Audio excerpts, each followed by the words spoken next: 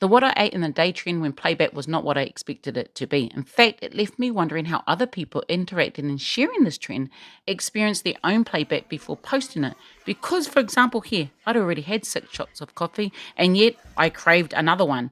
The Moko, she left these snacks and I unconsciously just put them in my mouth thinking, don't want that to go to waste. So for me, the evolution of this experiment, for me anyway, was watching myself at times during the day unconsciously consume something, even took time to take the picture or video all on autopilot. I found myself watching Catherine with an ION just eat, like unconsciously like a robot, placing food in my mouth, hungry or not. And at times, some of these images, I was feeding the sugar demon. See, this Nutella, I just grab it, put it in my mouth. And then to feed the anti-demon, I drank water. Honestly, I didn't even know what was going on at times. Just eat, eat, eat. Eat, eat, eat. Yep, there's quite a few things that you eat in a day. You don't even realize that you are consuming things. But you're joining me for lunch, as that's part of what I ate, with the question of the day.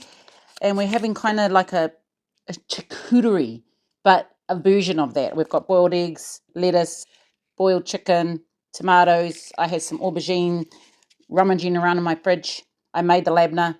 And I don't know if you've tasted these. They're really nice. These are like seaweed.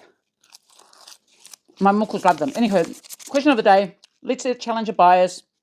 Change who we are. Consider other people's opinions may have some valid points behind it. And if they don't, that's okay too, because that's what makes the world a diverse, happy place to be in. And sometimes crazy. Anywho, question of the day. Then we'll have some bites. Ooh, that's a good one. No name. How much of your identity is attributed to your name? How much of your identity is attributed to your name?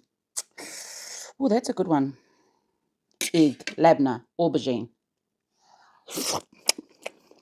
My mic's there.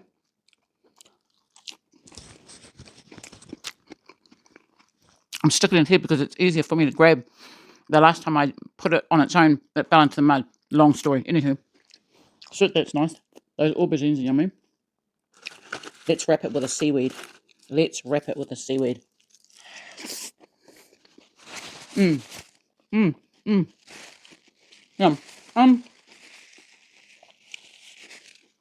Well, a name is given to us out of tradition, out of an ode or a dedication to somebody. If you get a namesake, it's out of stories, it's out of characters, it's out of pride, it's out of happiness, it's out of elation.